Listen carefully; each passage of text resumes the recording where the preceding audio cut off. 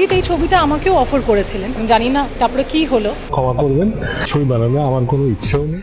আমার জায়গায় বিনোদিনী হিসেবে সৃজিত শুভশ্রীকে নিয়েছে, তবে প্রথমে সৃজিত আমাকেই বিনোদিনী বানাতে চেয়েছিল, পরে কি হলো বুঝলাম না। সৃজিত এই ছবিটা আমাকেও অফার করেছিলেন। এবার রুক্মিণীকে এক হাত নিলেন সৃজিত মুখোপাধ্যায়। কি জানালেন জানেন? শুনলে রুক্মিণীও লজ্জা পাবেন। ক্ষমা করবেন, ছবি বানানো আমার কোনো ইচ্ছেও নেই। সম্প্রতি সৃজিত মুখোপাধ্যায় জানালেন লহ গৌরাঙ্গের নামরে ছবিতে রুক্মিণী মৈত্রের কাজ করার কথা ছিল, এমনকি একটি চরিত্রের প্রস্তাবও দেয়া হয় অভিনেত্রীকে।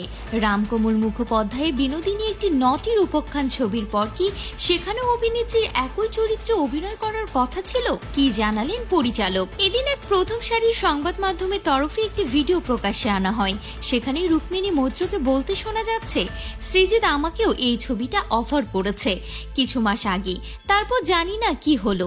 কিছু মাস আগে, আমি জানি না তারপরে কি হলো।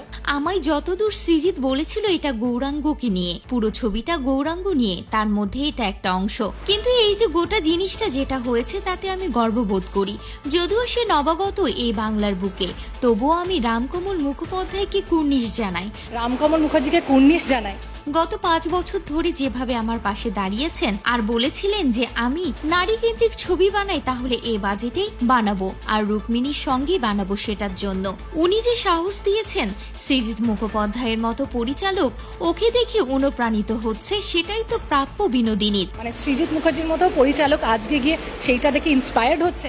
আর এছাড়া সৃজিত আমার জায়গায় শুভশ্রীকে নিচ্ছে, আর এই পোস্টটি শেয়ার করে এটার মুখ্য জবাব দিয়েছেন সৃজিত। বাদ যাননি লহ গৌরাঙ্গের নামরে ছবির অন্যতম প্রযোজক রানা সরকার। সৃজিত মুখোপাধ্যায় এদিন লেখেন, রুক্মিণী মৈত্রকে যে চরিত্র অফার করা হয়েছিল সেটা রায়ের চরিত্র, একজন পরিচালক যিনি চৈতন্য মহাপ্রভুকে নিয়ে সিনেমা বানাচ্ছেন। বিনোদিনী চরিত্রটির জন্য আমার প্রথম থেকে শুভশ্রী গঙ্গোপাধ্যায়কে পছন্দ ছিল, আর সেটা 2020 সালেই ঠিক করা হয়।